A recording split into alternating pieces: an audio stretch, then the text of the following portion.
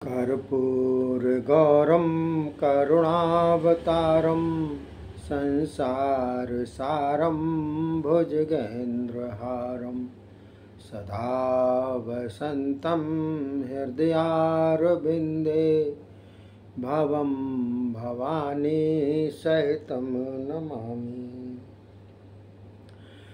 बोलिए शंकर भगवान की जय।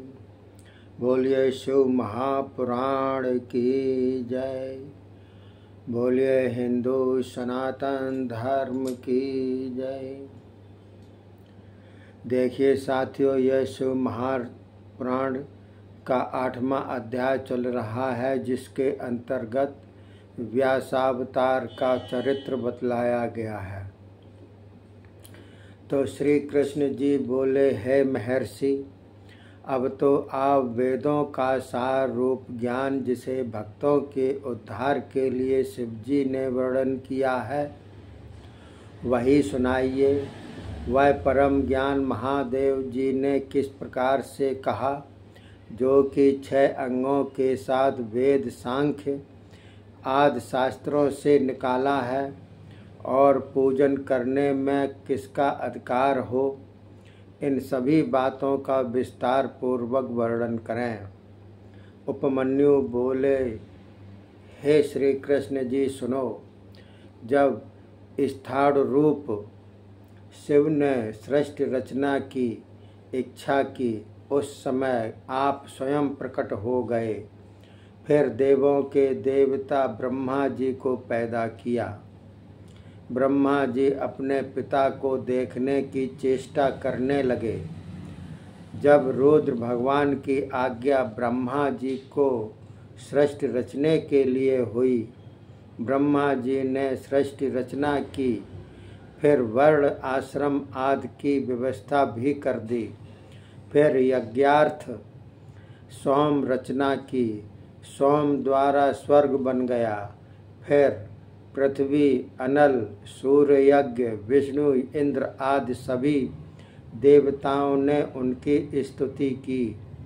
तब परमात्मा ने सबका ज्ञान हरण कर दिया। इस प्रकार वह पूछने लगे कि आप कौन हैं। तब रुद्रदेव बोले, मैं पुराण पुरुष, त्रिकाल बाधित, भूत भविष्यत वर्तमान में रहने वाला हूँ। मुझसे अतिरिक्त एवं परे और कोई भी नहीं। मैं ही सबका नियंता हूँ। इतना कहकर रुद्रदेव अंतर्ध्यान हो गए। तब देवता उन्हें न देखकर व्याकुल हो गए। फिर सोम मंत्रों द्वारा स्तुति करने लगे। पाशुव्रत के शरीर पर भस्म रमाई।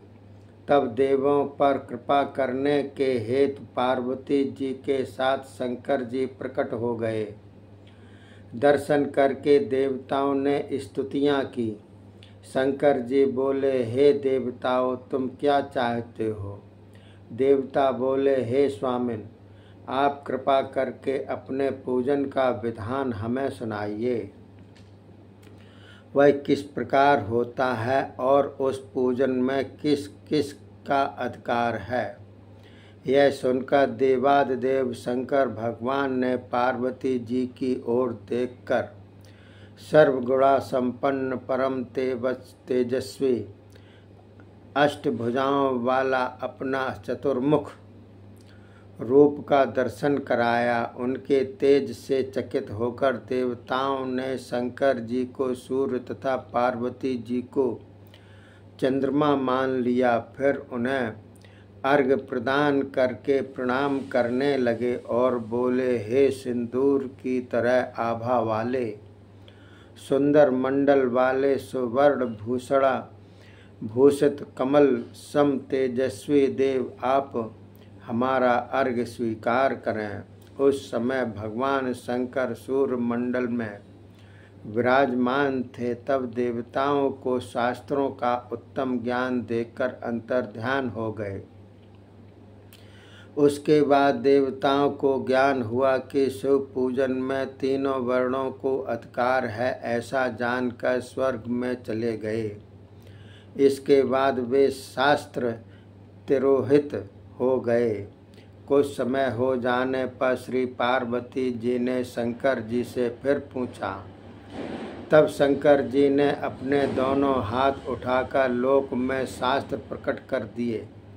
अगस्त, बृहस्पति, दधीचि इन तीनों महर्षियों ने इनका विस्तार किया। भगवान शंकर भी स्वयं अवतार ले लेकर इसका विस्तार किया करते हैं।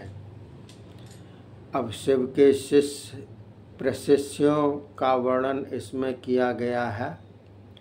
श्री कृष्ण जी बोले, भगवान शंकर योगाचार्य हर एक युग में अवतार लेकर कौन से शिष्य प्रशिष्य उन्होंने बनाए, अब कृपा करके यही सुनाइए। उपमन्यु बोले, हे श्री कृष्ण जी सुनिए, मैं सदा शिव के शिष्यों का नाम कहता हूँ। श्वेत, मदन, सुनेत्र, सुहोत्र, कंका, लोकाक्षी, जैगीष्यव्यद, धिवाह, वृषभ, उग्र, अत्रि, सुपालक, गौतम, वेदशिरा, गोकर्ण, गुहावासी, शिखंडी, जटामाली, दारुक, लांगुली, महाकाल, शूलिदंडी, मुंडीश, सहेश्रु, सोम शर्मा, नकुलीश्वर, ये 28 योगाचार्य हुए, जो कि 12 कल्प में 7वें वैवस्वत मनमंत्र में पैदा हुए थे।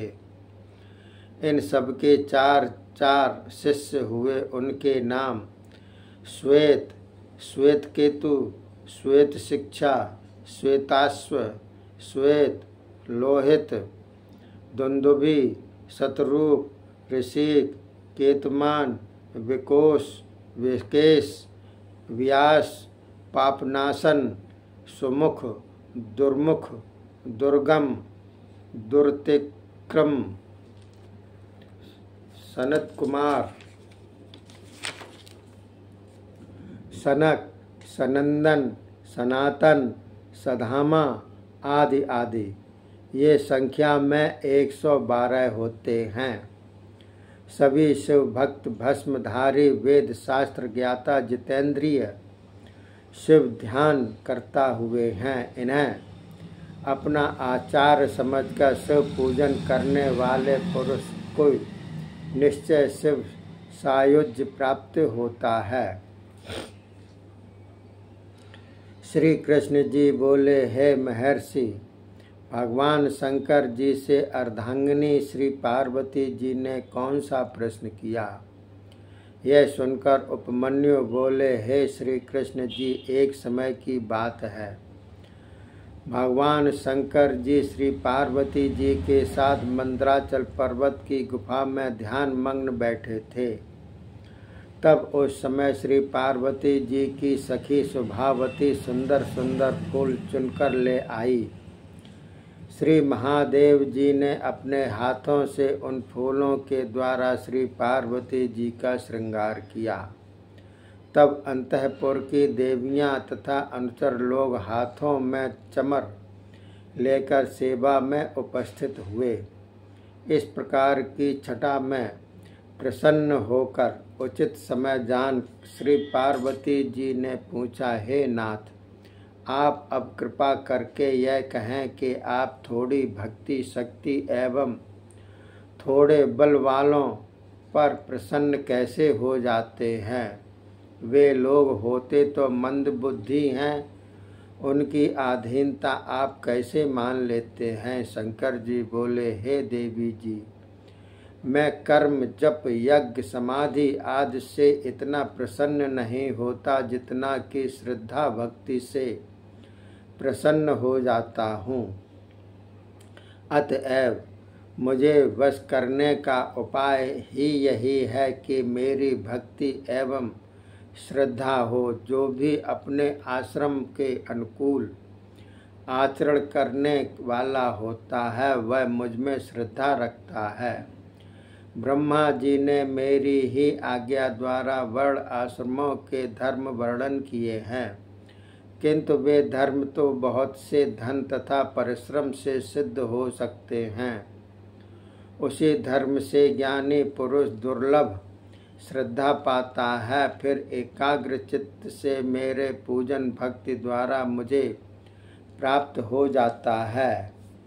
मैंने अपने भक्तों के लिए वर्णाश्रम का भी अंतर बता दिया। इसमें तो केवल मेरे भक्तों का अधिकार है। वर्ण आश्रम पर चलने वाले जन मल माया आदि पापों से छूटकर मेरे लोक को पाकर मेरी समानता पा लेते हैं। फिर जो कोई केवल श्रद्धा द्वारा ही वर्णाश्रम धर्मी होकर या न होकर मेरा भक्त हो जाता है, वह अपनी आत्मा का शीघ्र ही उद्धार कर लेता है। हे कल्याणी, सनातन धर्म के 4 पाद हैं: ज्ञान, क्रिया, चर्या एवं योग। पशुपति का ज्ञान ही ज्ञान है। 6 मार्गों से शुद्धि विधान को क्रिया कहते हैं। वर्णाश्रम 4 युक्त मेरी कथित विधि द्वारा अर्चन विधि को चर्या कहा जाता है। मुझसे वर्णित मार्ग द्वारा केवल मुझ में ही चित्त लगा देना, अन्य वृत्तियों का निरोध करना, यह योग है। हे सुरेश्वरी, चित्त को निर्मल करके ध्यान करना 100 अश्वमेघ के यज्ञ जितना फल मिलता है। इतना विषय वासना वाले प्राणियों के लिए महाकठिन है। संसार से विरक्त हुए पुरुषों के लिए योग कहा है। जो पुरुष यम नियमों द्वारा इंद्रियां आधीन कर लेते हैं, वे ही विरक्त हैं। वैराग्य के साथ साथ ज्ञान हो जाने से योग होता है। चाहे वह कितना भी पतित क्यों ना हो, किंतु योग ज्ञान से मुक्ति पा लेता है। हे प्राणेश्वरी, मन वाणी शरीर के भेद से मेरा भजन 3 प्रकार का है। कोई कोई तो तप कर्म जप ध्यान ज्ञान इन भेदों से उसे 5 प्रकार का भी कहते हैं। दूसरे लोगों से निर्मित पूजन वाह है और स्वयं ज्ञान से पूजन आभ्यंतर है। मुझ में मन लगाना मन का भजन है। मेरे नामों का गायन में वाणी लगाना यह वाणी भजन है। मेरे कहे त्रिपुंड्रादि तिलक करने एवं अन्य चिन्ह धारण करने यह कायिक भजन है। केवल मेरा ही पूजन कर्म है। मेरे लिए शरीर शोषण तप है। पंचाक्षर क्रियाओं का चिंतन उच्चारण जप है। रुद्री का स्वाध्याय अभ्यास है। मेरा रूप चिंतन ध्यान है। शास्त्रों के सच्चे अर्थ का ज्ञान ही ज्ञान है। आभ्यंतर शुद्धि बाह्य शुद्धि है। जिसकी आत्मा शुद्धि नहीं हुई वह तो सदा अपवित्र है। अतएव एक कल्याणी, भावना के साथ भजन करना श्रेष्ठ है। भावना के बिना भजन तो केवल ठगना है। जो पुरुष निष्काम भाव से मेरा भजन ध्यान करते हैं, यदि इसके पीछे उनका फल की भी इच्छा हो जाए तो भी वे मुझे परम प्रिय हैं। शंकर जी बोले, हे कल्याणी, अब मैं उन विद्वान ब्राह्मणों का वर्ण कर्म कहता हूँ जो अधिकार युक्त हैं। 3 बार नहाना, अग्नि कर्म करने, लिंग पूजा, दान, ईश्वर भाव युक्त स्थान, सभी कालों में दया भाव, सत्य, संतोष, आस्तिकता, अहिंसा, लज्जा, श्रद्धा, पढ़ना, पढ़ाना, उपदेश, ब्रह्मचर्य, श्रवण तप, क्षमा, शौच इत्यादि इत्यादि वर्ण धर्म हैं। ये सब सामान्य कहे हैं, ब्राह्मणों के लिए तो विशेष हैं। क्षमा, शांति, संतोष, सत्य, अस्तेय, ब्रह्मचर्य, मेरे तत्व का ज्ञान, वैराग्य, भस्म सेवन, सर्वसंग में निवृत्ति, ये 10 ब्राह्मणों के लक्षण हैं। अब योगियों के सुनो। दिन में भिक्षा एवं भोजन ये तो वानप्रस्थी के समान हैं। ब्रह्मचारियों को रात्रि भोजन निषिद्ध है। पढ़ाना, यज्ञ कराना, दान लेना ये क्षत्रियों के लिए निषिद्ध है। क्षत्रियों के लक्षण ये हैं, सभी वर्णों की रक्षा, संग्राम में शत्रुओं पर विजय, दुष्ट जनों को मारना, अन्य सभी जनों पर विश्वास न करना, किंतु मेरे भक्तों पर पूर्ण विश्वास का होना, ऋतुकाल में स्त्री गमन, सेना रक्षण इत्यादि क्षत्रिय धर्म हैं। गौ रक्षा, व्यापार, खेती आदि करना ये वैश्य धर्म हैं। तीनों वर्णों की सेवा करना ही शूद्र धर्म कहा गया है।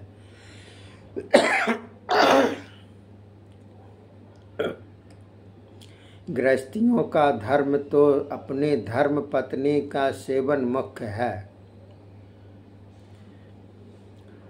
ब्रह्मचारी यतियों का धर्म ब्रह्मचर्य पालन है। नारियों का धर्म पति सेवा है। हे देवी जी, मेरा पूजन भी पति की आज्ञा होने पर ही है। जो स्त्री पति आज्ञा के बिना मेरा पूजन करती है वह नरकगामिनी होती है। विधवा स्त्रियों का धर्म व्रत, दान, तप, शौच, भूमशयन, रात्रि भोजन, ब्रह्मचर्य, भस्म एवं जल से स्नान, शांति, मौन, क्षमा, दुष्टों से दूर रहना, अष्टमी, चतुर्दशी, पूर्णमासी एवं एकादशी तिथियों में निराहार व्रत, मेरा पूजन इत्यादि इत्यादि हैं। हे पार्वती जी, सारे धर्म का सार तो सदा मेरा ध्यान तथा मेरे षडाक्षर मंत्र का जपन ही है। तभी तो ओम नमः शिवाय इस मंत्र द्वारा सभी सिद्धियां सहज हैं। यही मंत्र यत्न पूर्वक जपता रहे। बोलिए शंकर भगवान की जय। शिव महापुराण की जय। हिंदू सनातन धर्म की जय। आगे शिव महापुराण का 12वां अध्याय चलेगा, जिसमें पंचाक्षर मंत्र की महिमा का वर्णन किया गया है। अगले एपिसोड में बतलाएंगे। तब तक के लिए धन्यवाद। जय हिंद, जय भारत।